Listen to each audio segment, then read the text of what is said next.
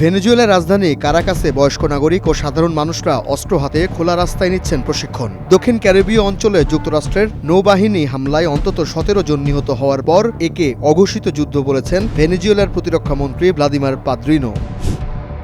চীনে বিশ্বের সর্বোচ্চ সেতু চলাচলের জন্য উন্মুক্ত করে দেওয়া হয়েছে। ৩ বছরব্যাপী নির্মাণ কাজ শেষে এ সেতুটি উদ্বোধনের মাধ্যমে আগের রেকর্ড ভেঙে নতুন উচ্চতা অর্জন করল চীন।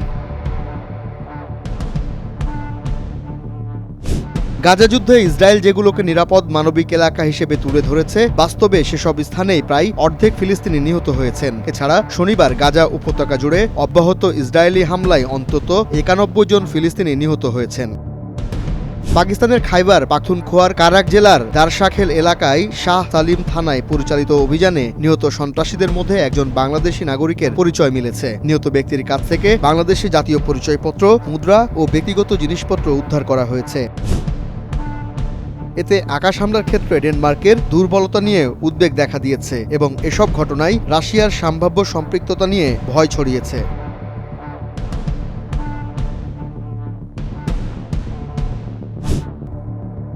বাংলাদেশের মতো নেপালেও আসন্ন নির্বাচনে অংশ নেবেন জেনজি বিক্ষোভে নেতৃত্ব দেওয়া সুদান গুরুং। সুদান জানান, তার দল দেশজুড়ে সমর্থকদের সংগঠিত করছে।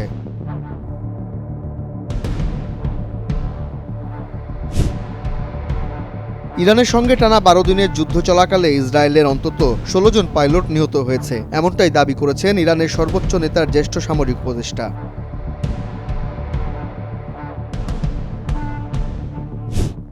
যুক্তরাষ্ট্রের সাবেক প্রেসিডেন্ট বারাক ওবামা এক বিবৃতিতে বলেছেন, গাজায় যে মানবিক সংকট চলছে তা উপেক্ষা করা অগ্রহণযোগ্য। উভয় পক্ষকে নিরাপদ ইসরায়েলের পাশাপাশি একটি ফিলিস্তিন রাষ্ট্র গঠনে এগিয়ে যেতে হবে।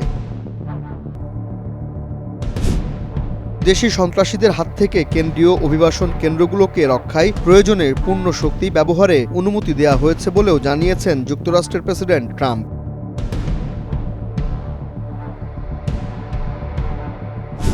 রাষ্ট্রের সার্বভৌমত্ব ও নিরাপত্তা রক্ষায় পারমাণবিক ঢাল তালোয়ার আরও শক্তিশালী করতে সব সম্পদকে দেশের পারমাণবিক কর্মসূচিতে কাজে লাগাতে নির্দেশনা দিয়েছেন উত্তর কোরিয়ার শীর্ষ নেতা কিম জং উন।